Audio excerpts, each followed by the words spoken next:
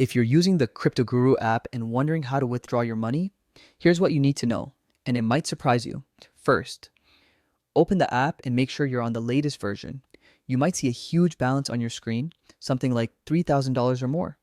It can feel exciting at first, but here's the key thing. The app is actually a trading simulator designed to help you practice and learn without using actual funds. So, if you're looking for a way to cash out, you won't find one because there's nothing to withdraw. It's all simulated for training purposes, kind of like a demo account. This setup is actually useful if your goal is learning.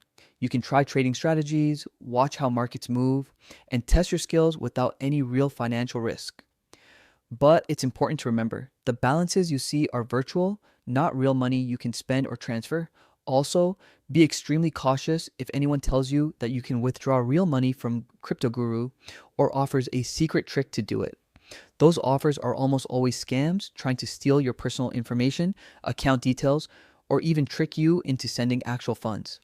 The bottom line, CryptoGuru is a safe tool for learning, but it is not a real wallet or exchange. Enjoy practicing, but don't get fooled into thinking those virtual earnings are cash you can withdraw.